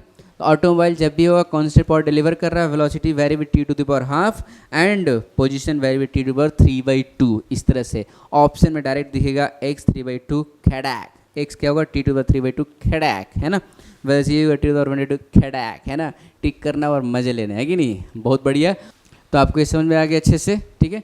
आपको जहाँ भी प्रॉब्लम है आप पॉज करिए और सोचिए, खुद से करिए सारे क्वेश्चन। अब जितना कराने वाला हो ना सारा का सारा आपसे बनेगा, है ना।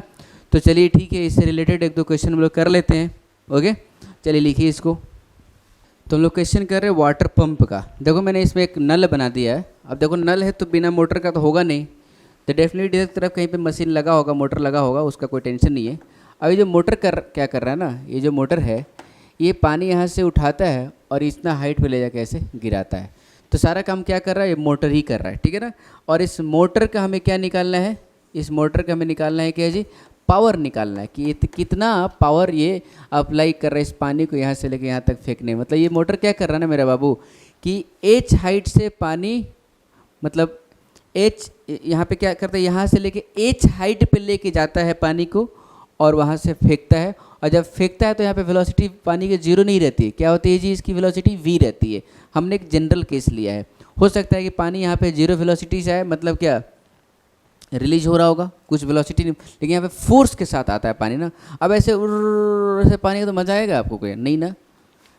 अब आराम से ऐसे पानी आ रहा है ऐसे ऐसे, तो आपको मज़ा आएगा क्या? नहीं आएगा ना, मज़ा आएगा नहीं। पानी कैसे आना चाहिए? फोर्स में आना चाहिए, ऐसे आना चाहिए, ऐसे आना चाहिए पानी, कि नहीं?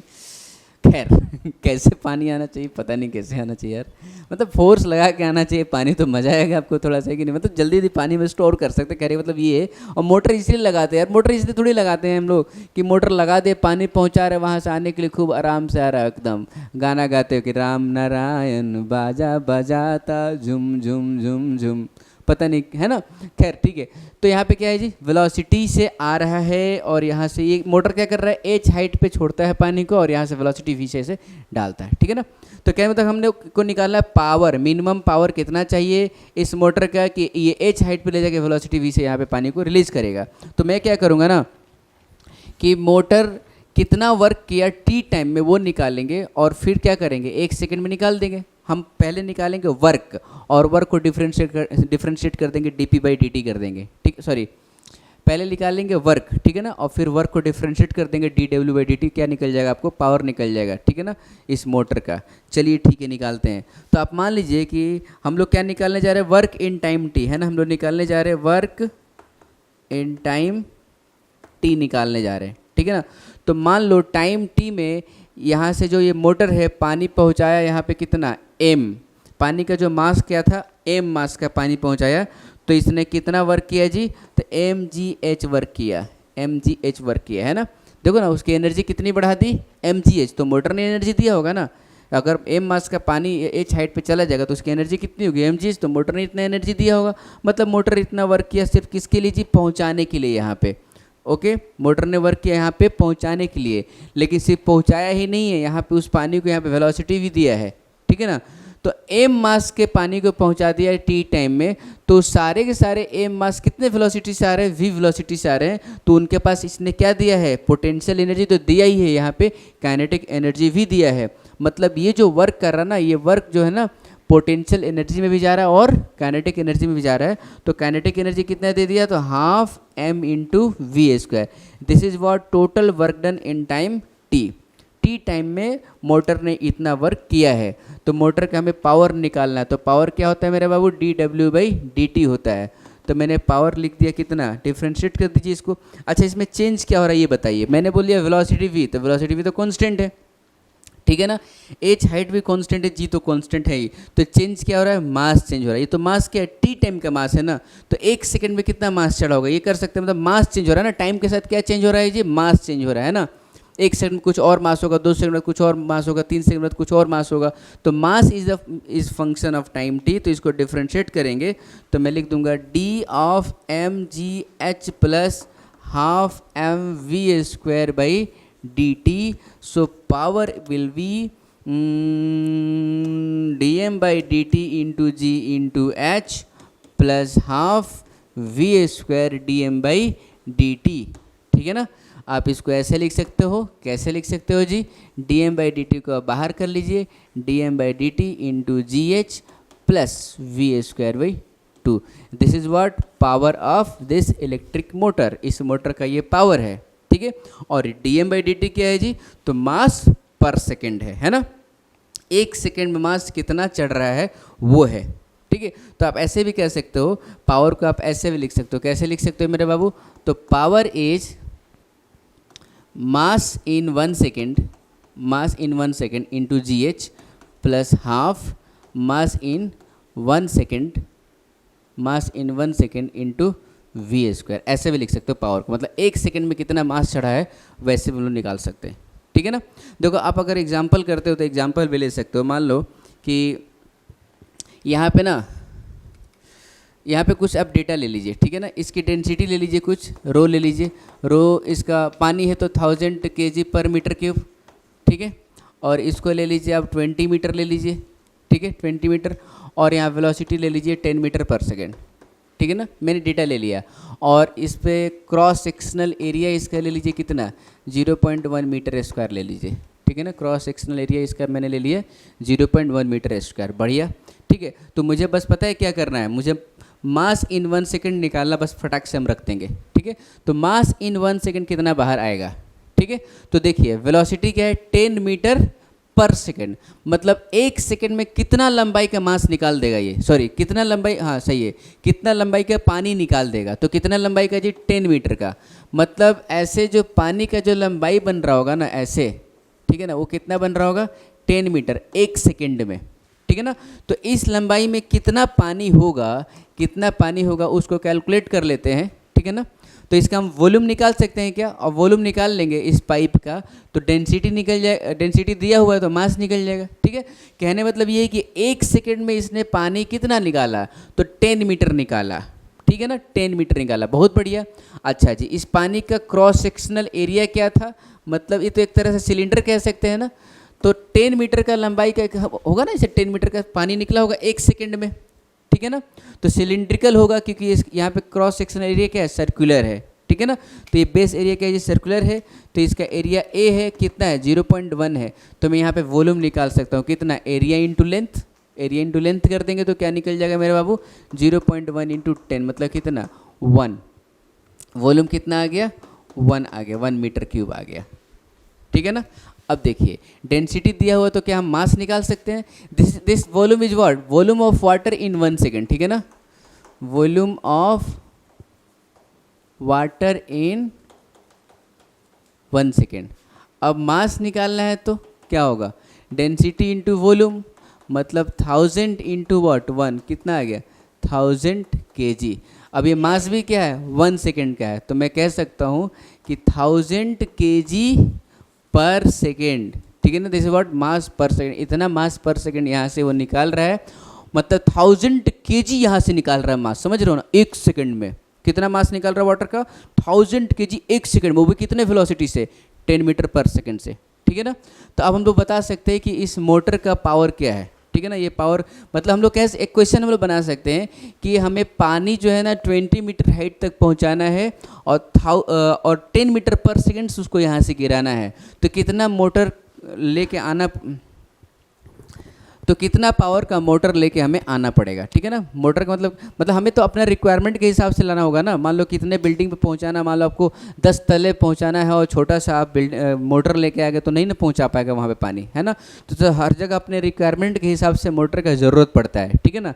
तो मान लो 20 मीटर के हाइट तक पानी पहुँचाना है और वहाँ से गिराना कितने से है जी, 10 मीटर पर सेकेंड से। तो क्वेश्चन बन सकता है कि कितना पावर रिक्वायर्ड है, मतलब कितना पावर वाला मोटर हमें खरीद के लाना चाहिए, ठीक है ना।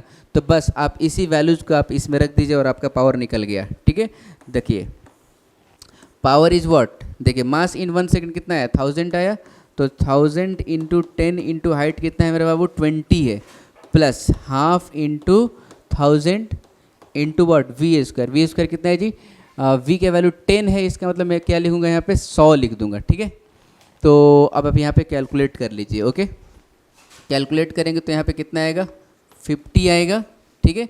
तो यहाँ पे हम लोग कितना कह सकते हैं जी 1000, तो 2 पर कितना जीरो हो गया 1 2 3 4 5, 1 2 3 4 5, ठीक है। इंटू कितना हुआ यहाँ पे 5 पे 4 0। अब यहाँ पे आप कैलकुलेट कर लीजिए, ठीक है, कितना हो गया 25, ठीक है ना, 2,50,000, 2,50,000 वाट। देख रहे हो ना कितना खतरनाक मोटर है, 2,50,000 वाट का हमें चाहिए। हम इसको थोड़ा सा अच्छे से लिख सकते हैं, कैसे, तो पावर इक्वल टू हम लिख सकते हैं कितना, ऐसे लिख दो, पावर इज 250 किलोवाट, मतलब इतना का मोटर आप लेके आओगे तो आप 20 मीटर की हाइट वाली बिल्डिंग पे पानी पहुंचा पाओगे और 10 मीटर पर सेकंड से पानी निकाल पाओगे, ठीक है ना। तो इसी तरह के क्वेश्चन आपको आएंगे और कुछ है नहीं, बस मैंने आपको बताया कि आप टी टाइम में पावर निकालो और फिर डिफ्रेंशिएट कर दिया, हमें पावर का फॉर्मूला ये आ गया। किसी मोटर का पावर निकालना है तो बस ये ध्यान रखना है कि mass in 1 second into g h plus half into mass in 1 second into v square, ठीक है ना, ठीक है ना। तो ऐसा आपको करना, बस मास इन 1 सेकेंड का आपको निकालने का तरीका बताया कि वेलोसिटी इंटू डेंसिटी कर देंगे, सॉरी वॉल्यूम इंटू डेंसिटी। मैं आपको एक फॉर्मूला ही दे देता हूँ, लिख दूँ क्या, मास इन 1 सेकेंड का क्या फॉर्मूला होगा। देखिए अगर इसका एरिया ए है, इसका वेलोसिटी वी है, ठीक है, तो इसका वॉल्यूम कितना होगा मेरे बाबू, ए इंटू वी हो जाएगा, वॉल्यूम इसका हो गया ए इंटू वी हो गया, ठीक है। तो मास कितना हो गया, A into V into density, this is what, ये वी क्या है जी, वेलोसिटी है, ये वी वेलोसिटी है, तो मास आ गया A into V into density आ गया, ठीक है। तो हम लोग कहते हैं कि आप बस यहाँ पे ये रख दो और यहाँ से निकल जाएगा ये, ठीक है ना। तो आप ये याद रखें, मास in 1 second, area into velocity into density होगा, डायरेक्टली आप पुट करोगे आंसर आएगा, ओके। तो चलिए आप इसको लिखिए अच्छे से, फिर हम लोग आगे देखते हैं। तो नेक्स्ट क्वेश्चन हमने ले लिया है पंप मोटर का ही, और ये भी एक अलग टाइप का है क्वेश्चन, हालांकि कॉन्सेप्ट वही लगेगा, आप एक क्वेश्चन पढ़िए और करिए इसको। देखिए बोला है कि एक पंप मोटर है और एक सर्टेन रेट से वाटर डिलीवर करता है, सर्टेन रेट से वाटर डिलीवर करता है। बोला कि पंप मोटर का पावर कितना इंक्रीज़ कर दिया जाए, कितना इंक्रीज़ कर दिया जाए पावर उसका, कि वाटर क्या हो जाए, सेम पाइप से दुगने अमाउंट में आएगा, मतलब सेम पाइप है, पाइप सेम है, उससे दुगना अमाउंट में वाटर आए, पावर हम कितना से इंक्रीज कर दे। तो दुगने अमाउंट ऑफ वाटर निकालने के लिए इसका मतलब क्या हो, 2 टाइम्स वाटर निकालना है, इसका मतलब क्या करना होगा, वेलोसिटी अगर 2 टाइम्स हो जाएगी, मान लो 10 मीटर पर सेकंड निकल रहा था पानी, जैसे कि मैंने बोला कि 10 मीटर पर सेकंड, मतलब 1 सेकंड में कितना वाटर का लेंथ बनेगा, 10 मीटर बनेगा। वही 1 सेकंड में अगर 20 मीटर का लेंथ बनने लगेगा, मतलब 20 मीटर पर सेकंड हो जाएगा, ठीक है ना। इसका मतलब कि दुगना पानी निकलने लगा, आई बस समझ ना। तो पावर कितने से इंक्रीज करे कि दुगना पानी निकलने लगे। कुल मिला के बात ये है कि पावर को और वेलोसिटी को हम लोग रिलेट कर देंगे किस तरह से वेरी कर रहा है, तो वहाँ से हम लोग का क्वेश्चन बन जाएगा। तो चलिए देखिए, पावर को हम लोग क्या लिखते हैं, बेसिक चीज़ है, पावर क्या लिखते हैं जी, एफ इंटू वी लिखते हैं, फोर्स इंटू वेलोसिटी लिखते हैं, ठीक है ना। देखो कभी भी मास चेंज होता है ना, मास चेंज होता है तो हम लोग जो फोर्स लिखते हैं ना बाबू, D M by D T into velocity लिखते हैं। जब भी मास वेरिएबल होता है तो वेरिएबल मास होने से क्या होता है, फोर्स लगता है। आप ये चीज़ बहुत अच्छे से पढ़ोगे, कौन सा टॉपिक में जी, वेरिएबल मास, जब सेंटर ऑफ मास टॉपिक होगा उसमें रॉकेट प्रोपल्शन कहलाता है, तो उसमें ये बहुत ही अच्छे से आप लोगों को पढ़ाया जाएगा, मैं पढ़ाऊँगा, उसके लिए टेंशन नहीं लेना है। लेकिन यहाँ पर मैं आपको जस्ट ये बताना चाहता हूँ कि अगर मास चेंज हो रहा है तो उस पर फोर्स लगेगा, और वो कितना लगेगा, v into D M by D T लगेगा, v is the velocity of D M mass, ठीक है ना। देखो तो इसका डायमेंशन भी चेक कर सकते हो। देखो वेलोसिटी इंटू टाइम क्या कहलाएगा, एक्सीलरेशन, और एक्सीलरेशन इंटू मास क्या कहलाएगा, फोर्स, है ना। v बाई डी टी क्या हुआ, एक्सीलरेशन इंटू मास क्या हुआ, फोर्स हुआ। तो फोर्स में लिख सकता हूँ जो पानी बह रहा है, पानी का डी अमाउंट dt टाइम में बाहर निकल रहा है, और वेलोसिटी v से, तो मैं लिख सकता हूँ कि v into D M by D T into v, ठीक है। तो मैंने लिख दिया v square d M by D t, ठीक है।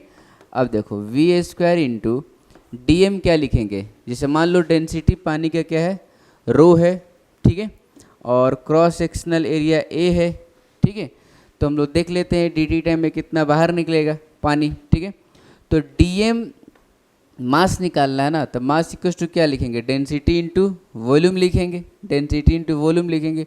तो डेंसिटी और वॉल्यूम में एरिया इंटू लेंथ करना है, तो एरिया इंटू लेंथ कर दिया, क्या कर देंगे यहाँ पे, v इंटू डी टी कर देंगे, बाई डी टी हो गया। आई बात समझ ना। देखो तो डी टी टाइम हम लोग निकाल रहे हैं ना, तो डी टी टाइम में लेंथ कितना बनाएगा, v इंटू डी टी बनाएगा, ठीक है ना। तो फिर से अब यहाँ पे क्या होगा, डी टी और डी टी कैंसिल हो जाएगा। तो मेरे को जो फाइनल जो पावर का रिलेशन आएगा मेरा बाबू, rho into area into V cube आएगा। This is the relation between velocity and power. मैंने क्या किया यहाँ पे, डी एम लिखा, डी एम मतलब मास लिखा, और मास इक्वल्स टू हमने लिखा डेंसिटी इंटू वॉल्यूम। तो डेंसिटी इंटू वॉल्यूम तो मैंने अभी जस्ट बताया आपको मोटर वाले प्रॉब्लम में कि कैसे लिखेंगे, वो ये वॉल्यूम कैसे लिखेंगे जी, तो एरिया इंटू लेंथ, लेंथ कितना बनाएगा डी टी टाइम में, तो वी डी टी, अरे s equal to v t, तो डी टी टाइम में वी डी टी बनेगा क्योंकि हमने डी टी टाइम लिया ना, ठीक है। तो ये हुआ पावर। अब यहाँ से आप रिलेशन लेके आ सकते हो, क्या लिख दोगे जी, हम लोग कह सकते हैं power is proportional to v cube, ऐसे लिख सकते हैं हम लोग, ठीक है। अब हम लोग रिलेशन लगा सकते हैं क्या, P1 by P2 equals to V1 cube by V2 cube. और बोला कि दुगना अमाउंट ऑफ वाटर आना चाहिए, पावर कितने से इंक्रीज कर दे। तो मान लीजिए कि इनिशियली पावर जो था ना मोटर पंप का वो P था, ठीक है ना, P2 हमें निकालना है। तो जब पावर P था तो वेलोसिटी V था, ठीक है ना। तो वेलोसिटी अब कितना होना चाहिए मेरे बाबू, 2V होना चाहिए, क्योंकि हमें 2 टाइम्स वाटर निकालना है, हम P1 P2 V1 V2 के वैल्यू इसमें रख दीजिए आप, तो आपका काम हो जाएगा। P2 निकालना ही हम लोगों को, V क्यूब बाई कितना 8V क्यूब हो जाएगा, है ना, 2V का होल क्यूब करेंगे V2 की जगह, तो ये कैंसिल हो जाएगा। तो P2 कितना आ गया जी 8 इंटू P हो गया। मतलब पानी को 2 टाइम्स बाहर निकालने के लिए पंप मोटर जो है उसका पावर कितना से इंक्रीज करना पड़ेगा, 8 टाइम्स इंक्रीज करना पड़ेगा, है ना। P था तो आपको कितना करना पड़ेगा जी 8P करना पड़ेगा। तो इस क्वेश्चन का आंसर के लिए मैंने आपको नहीं बताया, जस्ट मैंने बताया कि इसमें पावर और वेलोसिटी में रिलेशन इस तरह से लिखेंगे, ये चीज़ आपको याद रखना है और ये बहुत इंपॉर्टेंट है, आता भी है। मैं आपको अभी जस्ट एक क्वेश्चन कराऊंगा पावर से रिलेटेड, जो AEEE मतलब JEE मेन में आया हुआ था क्वेश्चन, ठीक है ना।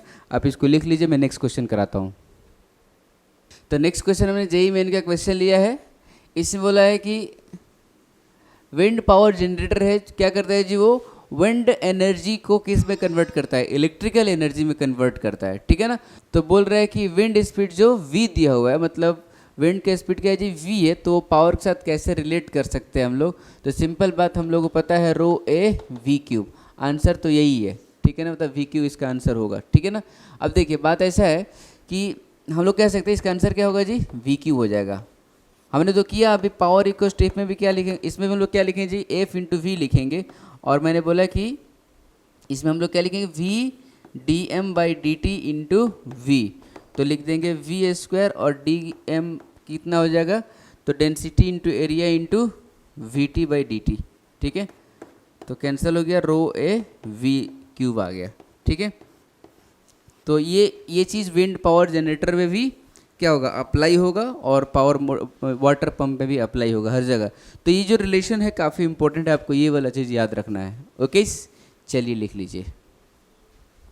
तो इस लेक्चर को हम लोग यहीं पे एंड करते हैं। मैं आशा करता हूँ कि सारे के सारे प्रॉब्लम, सारे के सारे कॉन्सेप्ट आपको समझ में आ गए होंगे, और रिवीजन करते चलिए, और जितने भी मैंने क्वेश्चंस कराए सारे क्वेश्चंस आप खुद से कर लीजिए अभी के अभी, ताकि आपको कॉन्फिडेंस बिल्डअप हो जाए कि हाँ हमने पावर के क्वेश्चंस कर लिए, अब हमें ज़रूरत नहीं है पढ़ने का बस। और क्या करना पड़ेगा, हमें क्वेश्चन प्रैक्टिस हमेशा के लिए करते रहना पड़ेगा, ताकि हमारे रिवीजन में रहे और एग्जाम में फोड़ के आए पावर से अगर क्वेश्चन आए तो, ओके। सो इस लेक्चर से अगर आपको कोई भी क्वेरीज है तो आप हमारे फेसबुक इंस्टाग्राम पेज को फॉलो करिए, आप हमसे यहाँ पे मुलाकात करिए, ओके। सो अभी के लिए thank you so much for watching, all the best, take care, जय हिंद।